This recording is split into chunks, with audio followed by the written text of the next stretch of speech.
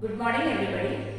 In this chapter, we are studying that when the Mughal Empire started declining, at that time new kingdoms started appearing. So the new kingdoms which started appearing can be divided into three categories. One are those states which were under the Mughal Empire, but they became independent later on, but they had their allegiance to the old Mughal Empire. The second group was those people who became totally independent of the Mughal Empire, and they were called as Watan Jagirs. And the third category were those states who had to be independent from the Mughal Empire through waging wars with the Mughal Empire. So in the first category, we are studying about those states which were first under the Mughal Empire, but then they enjoyed a considerable independence within the Mughal Empire. So under this category, we are studying about three states. One is Hyderabad, one is Awadh, and one is Bengal. We have already studied about Hyderabad. Now in this video, we will study about Awadh. Awadh was founded by Saadat Khan, who was given the title of Burhan ul Mulk.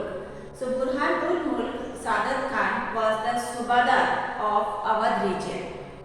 And in the year 1722, he carved out a new independent state of Awadh. Actually, Awadh was under the he was the Subadar of Awadh, but later on, slowly, he captured the Diwani and Faujdari powers also. That means when Subadari means only the political control, but Diwani means revenue control and Faujdari means military control. So Diwani, Faujdari and Subadari all came in the hands of Burhan ul Mulk Saadat Khan. Now, since Awadh was a prosperous region and it lies in the Ganga plain, so very much agricultural production was there and lot of revenue can be earned from that region because of the Ganga plain. Moreover, it was a main trading channel between North India and Bengal. So overall, this area was very prosperous. So Saadat Khan got a lot of revenue from that area. Now he tried because previously he was under the Mughal Empire, but he enjoyed considerable independence. But even then he wanted to reduce the Mughal influence over his region. So the first thing he did was he reduced the number of Jagirdars who were appointed during the Mughal period or by the Mughals. So instead of those Jagirdars which were appointed by Mughals, he appointed his own people.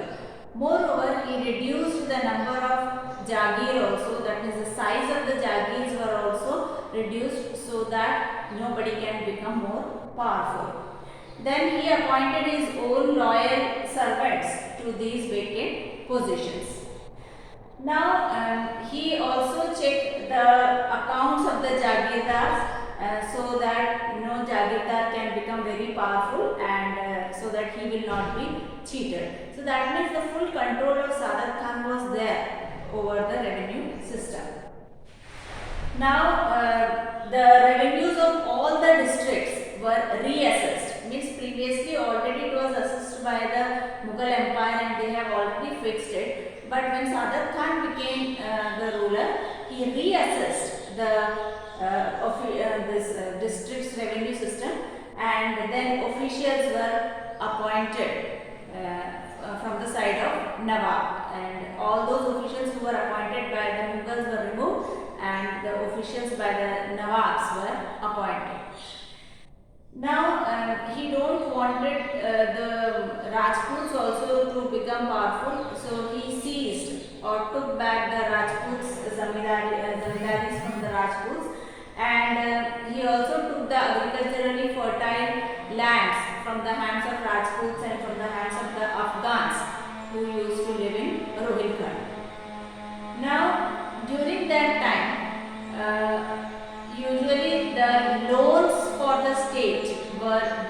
by local bankers or Mahajans. So these local bankers or Mahajans were rich people who supplied money to the state. Now these local Mahajans and local moneylenders and the Mahajans, they had one advantage, that they can give the right to revenue collection to anybody they want. So usually they used to give the right to collect revenue to the highest bidder. Highest bidder means the person who is ready to give them the highest amount of revenue or tax by collecting from the farmers. That person was given the charge of collecting the revenue, and these people were called as revenue farmers or ijaradars. So ijaradars used to collect tax and give to the state, and that responsibility was of ijaradars. But the local merchants and these bankers, they supplemented the money. That means it was through local bankers and moneylenders that the money was given to the state. So in this way, during this time, we can find that a new social group emerged, a new social group of moneylenders and Mahajans emerged, or local bankers emerged, who had a considerable importance in the revenue affairs of the states, and such thing was not found in the history anywhere. That means previously we cannot find any incidents where these moneylenders or the bankers had considerable importance on the revenue collection. But here in the time, during the time of Burhanul-Mulk Sadat Khan, we can find that this new group had considerable importance.